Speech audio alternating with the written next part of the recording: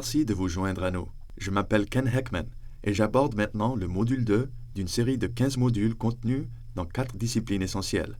Guide de formation pour les leaders des services de santé à travers le monde.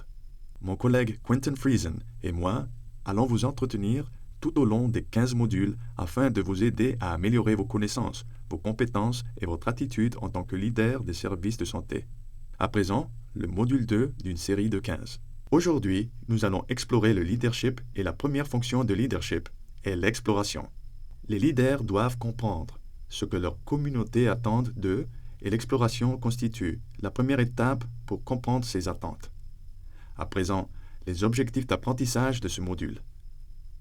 Au terme de la session, nous espérons que vous serez en mesure de effectuer des évaluations internes et externes des besoins, identifier les changements du marché qui auront une incidence sur les décisions liées à votre institution de santé, identifier les sources d'informations qui sous-tendront l'adoption de meilleures pratiques dans la gestion d'une institution de santé, reconnaître la relation entre l'autogestion et l'efficacité du leadership dans une institution de santé. Les leaders doivent effectuer 2 types d'évaluation des besoins. D'abord, ils doivent examiner ce dont la communauté a besoin et ce qu'elle attend de l'hôpital ou de l'institution de santé. Nous appelons cette démarche l'évaluation des besoins externes. Ensuite, les leaders doivent évaluer ce qui se passe dans l'institution, ce que nous appelons l'évaluation des besoins internes. À présent, quelques questions que vous pouvez utiliser pour commencer l'évaluation des besoins que votre hôpital ou clinique peut satisfaire. C'est le moment idéal de se demander: qu'est-ce que la communauté attend de nous? Les hôpitaux, les cliniques et autres institutions de santé n'existent pas pour le bénéfice des médecins, infirmiers et professionnels de la santé. En effet, ils existent pour le bénéfice des patients et de leurs familles. Ils existent pour le bénéfice de leur grande communauté. Les leaders du secteur de la santé doivent avant toute autre chose écouter les attentes de leur communauté. Dans la plupart de communautés, les populations peuvent choisir où elles iront pour les soins de santé. Ainsi, la prochaine question qui leur vient à l'esprit est: qu'est-ce qui distingue cet hôpital des autres? Comment motivez-vous les gens à choisir de se rendre dans votre hôpital ou clinique plutôt que dans un autre hôpital ou une autre clinique à leur portée? Avec l'augmentation de la mobilité, les patients ont encore plus de choix. Que vous le vouliez ou pas, vous êtes en concurrence avec d'autres institutions de santé pour avoir le droit de servir les patients. Ils voudront savoir pourquoi ils devraient choisir votre institution. Une fois que vous avez exploré les besoins externes, vous pouvez alors vous pencher sur les besoins internes en commençant par vous poser la question: quelle est notre capacité à répondre aux besoins actuels et futurs de notre communauté? Vous pouvez également anticiper sur les changements en vous demandant: quelles sont les barrières à franchir au fur et à mesure que nous évoluons?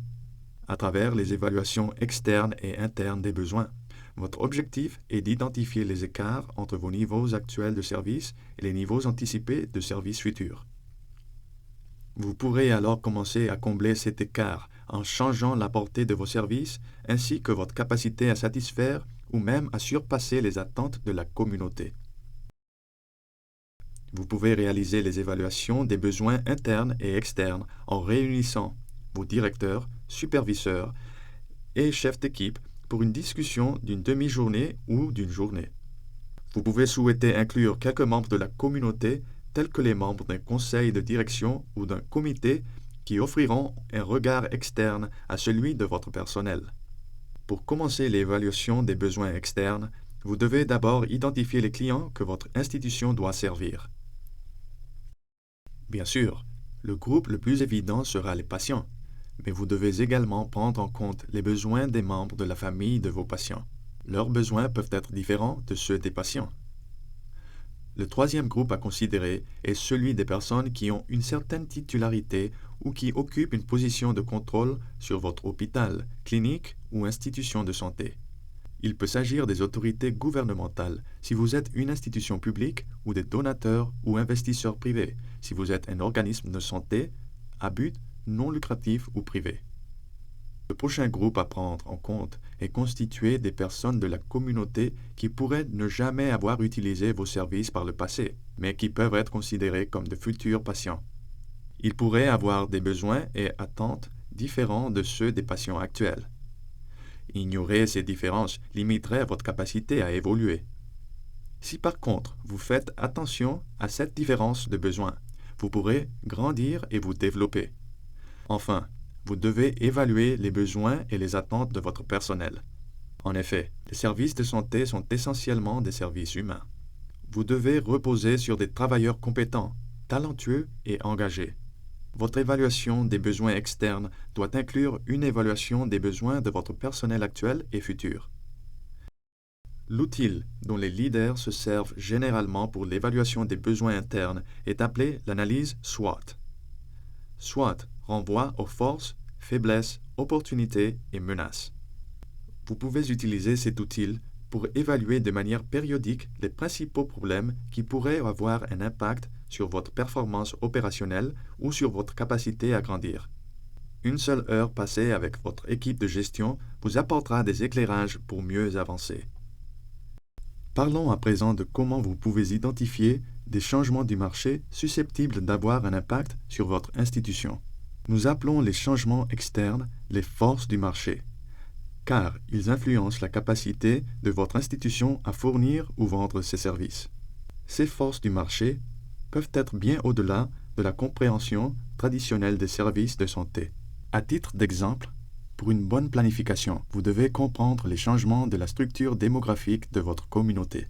Vous devez reconnaître l'impact des taux de natalité, des mouvements migratoires, des taux de mortalité, ainsi que la moyenne d'âge et de sexe de la communauté que vous servez. Vous gagnerez également à observer les actions des institutions concurrentes susceptibles d'influencer votre capacité future à évoluer. Au cours des dernières décennies, la prestation des services de santé a été grandement influencée par les progrès de la technologie. De même, nous avons observé d'importants changements chez les professionnels de la santé qui influenceront votre capacité de service. Enfin, les changements environnementaux peuvent avoir un impact sur les profils pathologiques, tels que les maladies pulmonaires en présence de la pollution chronique, que les leaders du secteur de la santé doivent prendre en compte. Pour chaque tendance du marché, nous vous recommandons de commencer par des informations factuelles que vous pouvez obtenir auprès de sources privées ou publiques. Ensuite, vous pouvez produire des tableaux et des graphiques qui vous aideront à comprendre les tendances factuelles. Toutefois, vous devez aller plus loin. Après l'analyse des fortes tendances, étudiez les implications de ces tendances que nous appelons des fois les légères tendances. Par exemple, si vous constatez une augmentation des taux de natalité, vous pouvez anticiper une demande croissante en services de maternité et de pédiatrie. Si vous constatez que vos 3 plus proches concurrents construisent de nouvelles installations, vous pouvez anticiper un déclin de vos services, à moins que vos patients aient des raisons convaincantes de vous préférer. Il est vrai que le changement des attentes peut rendre difficile l'évaluation objective. Cependant, les leaders efficaces reconnaissent l'importance de prêter attention aux observations aussi bien objectives que subjectives. Les changements importants du marché se produisent rarement de manière subite. Le marché peut évoluer de manière subtile, mais les petits changements peuvent être des signes précurseurs d'éventuels grands changements. Les revendeurs en ligne, comme Amazon, par exemple, ont eu un impact considérable sur les magasins de détail dans tous les secteurs. Il a fallu plusieurs années pour que les clients puissent aisément commander des produits en ligne. Mais aujourd'hui, l'impact sur les revendeurs traditionnels est indéniable. Les leaders du secteur de la santé doivent observer aussi bien les fortes tendances que les tendances légères, les évaluations objectives et les implications subjectives des changements dans leur communauté et dans le secteur de la santé, afin de planifier pour l'avenir avec succès.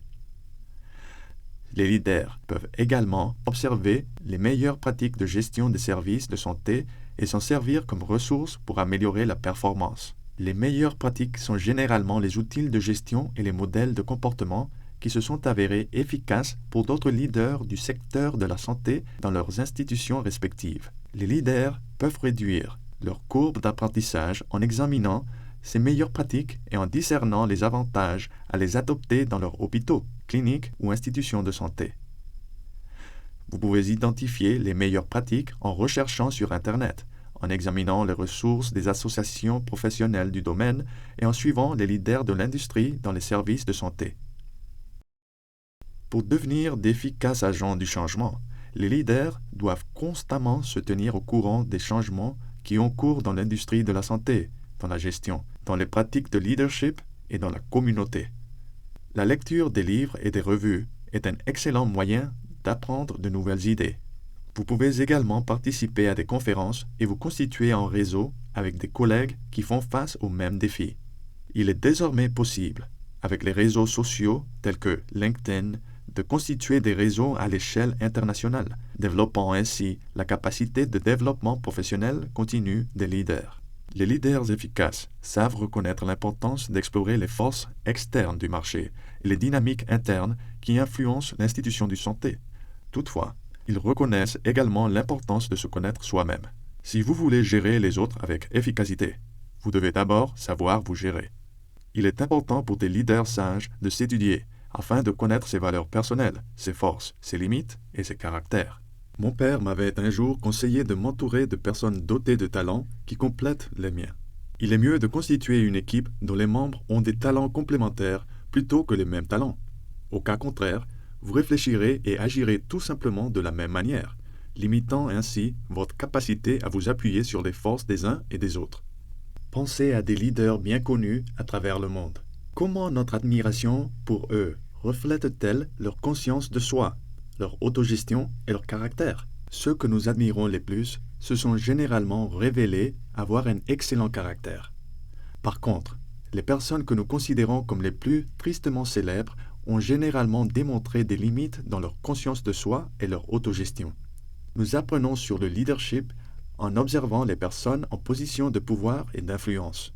De la même manière, votre personnel et votre communauté jugeront votre capacité à diriger sur la base de votre conscience de soi, votre caractère et votre comportement. Nous communiquons notre caractère de base à travers notre comportement. Ainsi, prenez du temps pour réfléchir, pour vous connaître, pour préparer et améliorer votre capacité à diriger. Pour vous évaluer, étudiez vos forces, vos valeurs, votre caractère et vos limites. Faites un inventaire de chacune de ces qualités afin de pouvoir discerner comment améliorer vos forces et gérer vos limites. La fenêtre de Johari peut être un outil efficace pour nous aider à nous évaluer. Conçu par Joe Luft et Harry Ingen dans les débuts des années 1950, la fenêtre de Johari commence par un modèle d'une baie vitrée à 4 volets. Un volet reflète ce que nous savons de nous-mêmes et ce que les autres savent de nous. Il s'agit de notre vitre ouverte, publique ou transparente. Cependant, il y a des choses que nous savons de nous-mêmes que les autres ignorent. Il s'agit là de notre vitre cachée, secrète et fermée. De même, il y a des choses que les autres savent de nous que nous-mêmes ignorons. Nous faisons des fois appel à nos points cachés et ceux-ci peuvent souvent nous créer des problèmes. Le 4e segment n'est ni connu de nous, ni connu des autres, et c'est l'inconnu ou l'inconscient.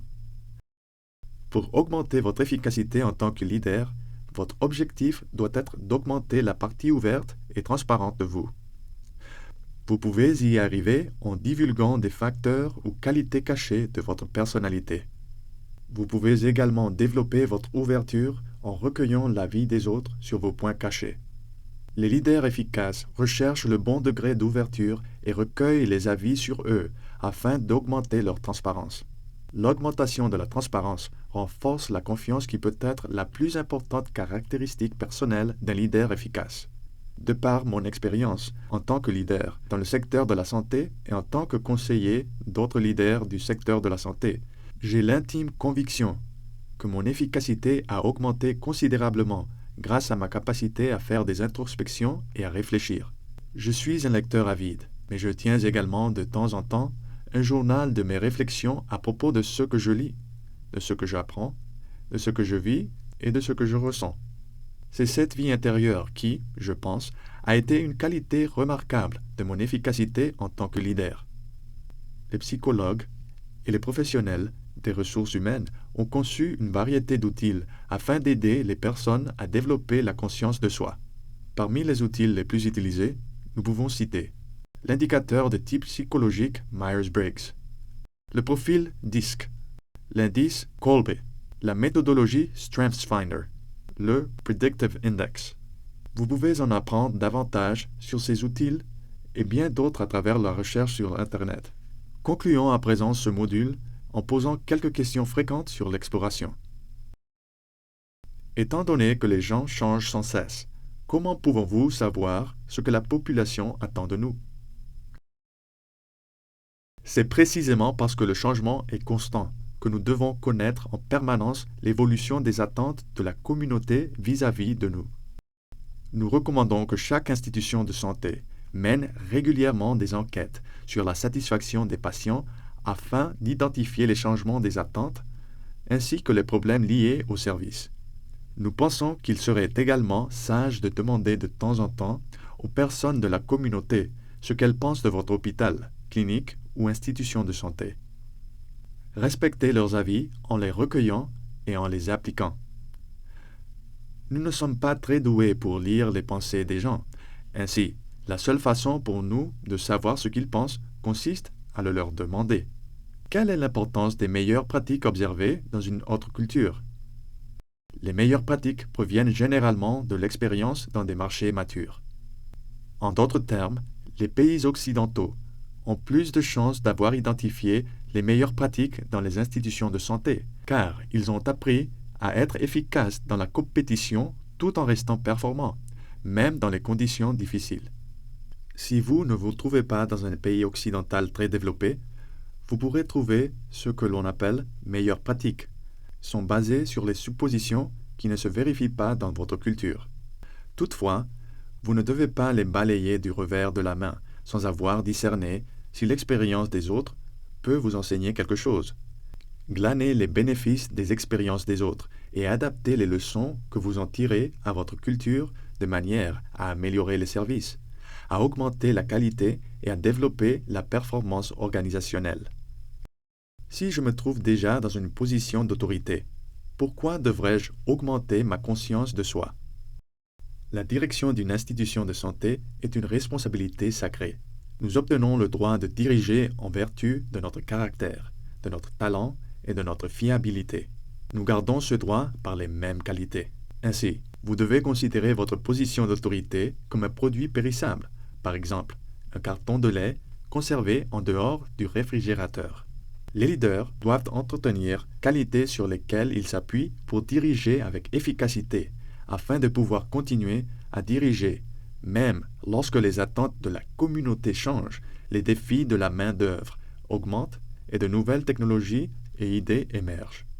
J'espère que vous serez en mesure d'appliquer une partie de ce que vous avez appris aujourd'hui dans ce module pour augmenter votre efficacité en tant que leader. Le leadership commence par l'exploration des attentes externes, des dynamiques internes et du caractère personnel. Cette étape permet de préparer la scène pour d'autres qualités de leader en les orientant, les mobilisant et en les érigeant en source d'inspiration pour les autres en vue d'une meilleure performance.